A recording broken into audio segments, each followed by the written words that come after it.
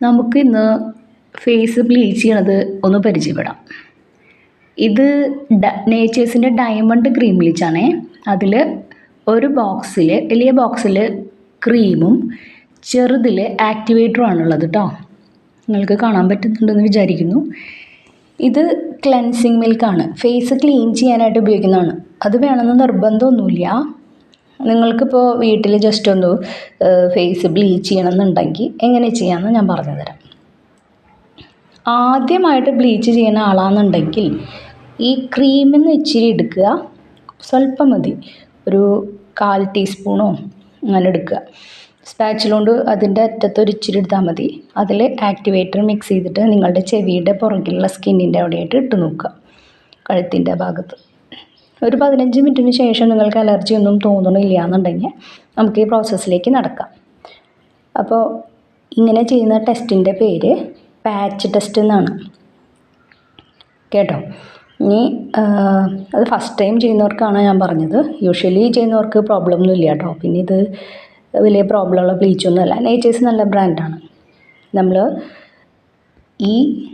ഇത് കണ്ടോ, gold cream bleach എന്ന് പറഞ്ഞിട്ട് അതിന്ന് സ്പാച്ചില ഉപയോഗിച്ചിട്ടോ കുറച്ച് ക്രീം എടുക്കുക. 1 ടീസ്പൂൺ ക്രീം നിങ്ങൾ എടുത്തു എന്നുണ്ടെങ്കിൽ 1/4 ടീസ്പൂൺ ആക്ടിവേറ്ററാണ് നമ്മളതിൽ മിക്സ് ചെയ്യേണ്ടത്. അപ്പോൾ ഇത് മിക്സ് ചെയ്യുന്നതിനായിട്ട് എപ്പോഴും നിങ്ങൾ ശ്രദ്ധിക്കേണ്ട ഒരു കാര്യം, ചില്ലിൻ്റെയോ പ്ലാസ്റ്റിക്കിൻ്റെയോ അങ്ങനെയുള്ള പാത്രങ്ങൾ മാത്രമേ എടുക്കാൻ പാടുള്ളൂ കേട്ടോ. അതിലേക്ക് 1 ടീസ്പൂൺ ക്രീം എടുത്തു കഴിഞ്ഞാൽ 1/4 ടീസ്പൂൺ ആക്ടിവേറ്ററാണ് എടുക്കേണ്ടത്. ആക്ടിവേറ്ററിൽ നമ്മൾ ആദ്യമൊക്കെ ചെയ്യേണ്ടായിരുന്നത് ഇത് രണ്ടും മിക്സ് ചെയ്ത് ഫേസിൽ അപ്ലൈ ചെയ്യും. ഇപ്പോൾ ആക്ടിവേറ്ററിൽ തരി നല്ലതുപോലെ അലിയാനായിട്ട് ഒരു തുള്ളി ഐസ് വാട്ടർ ആഡ് ചെയ്യുന്നുണ്ട്. ചില പാർലറുകളിൽ, എല്ലായിടത്തും ഉണ്ടെന്ന് ഞാൻ പറയണില്ല കേട്ടോ. എന്നിട്ട് രണ്ടും കൂടി നല്ലതുപോലെ മിക്സ് ചെയ്യണം. അതിന് മുൻപ് നമ്മൾ ബ്ലീച്ച് മിക്സ് ചെയ്യുന്ന ഏരിയ, ഇതിപ്പോൾ ഫേസിലേക്കുള്ള ബ്ലീച്ചാണ്, അപ്പോൾ ഫേസ് നല്ലതുപോലെ ക്ലീൻ ചെയ്യണം.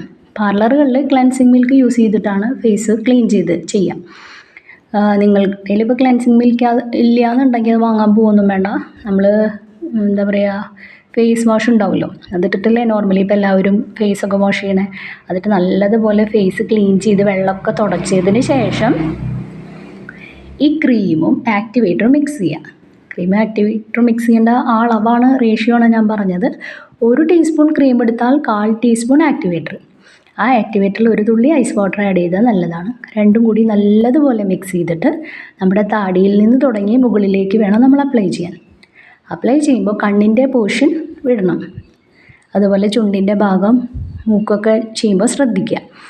പിന്നെ ചില കുട്ടികൾക്ക് മുടി നല്ലതുപോലെ ചെവിയുടെ സൈഡിലേക്കൊക്കെ ഇങ്ങനെ ഇറങ്ങിക്കിടക്കുന്നുണ്ടോ, അത് കസ്റ്റമറിൻ്റെ താല്പര്യപ്രകാരം മാത്രം നമ്മൾ അവർക്ക് കളർ മാറണമെന്നുണ്ടെങ്കിൽ ആ ഏരിയയിൽ അപ്ലൈ ചെയ്യേണ്ടതുള്ളൂ, അല്ലെങ്കിൽ ആ ഏരിയ വിടണം കേട്ടോ.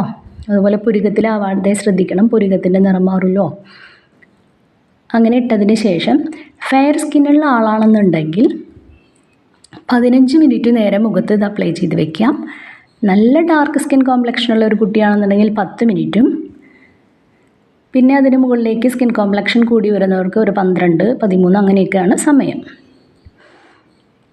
ഡാർക്ക് സ്കിൻ കോംപ്ലക്ഷൻ ഉള്ളവർക്ക് അധിക നേരം ഫേസിൽ ബ്ലീച്ച് വെച്ച് കഴിഞ്ഞാൽ ഉണ്ടാകുന്ന പ്രോബ്ലം എന്താണെന്ന് വെച്ച് കഴിഞ്ഞാൽ ഹെയറിൻ്റെ നിറം മാറും. ഹെയർ ഒരു ഗോൾഡൻ ഷെയ്ഡ് ആവുമല്ലോ, അപ്പോൾ അത് ശരിക്കും എടുത്ത് കാണിക്കും. അപ്പോൾ അത് ഒരു വൃത്തികേടായിട്ട് തോന്നാറുണ്ട്. അതുകൊണ്ടാണ് നമ്മൾ നോർമലി സ്കിൻ കോംപ്ലക്ഷൻ അനുസരിച്ച് ബ്ലീച്ച് ഫേസിൽ അപ്ലൈ ചെയ്യുന്നത്. അതായത് ഫെയർക്കാർക്ക് അധികം ടൈം വയ്ക്കും, നിറം കുറവ് ഡാർക്ക് സ്കിൻ കോംപ്ലക്ഷനുള്ള കുട്ടികൾക്ക് 10-12 മിനിറ്റൊക്കെ വെക്കാറുള്ളൂ.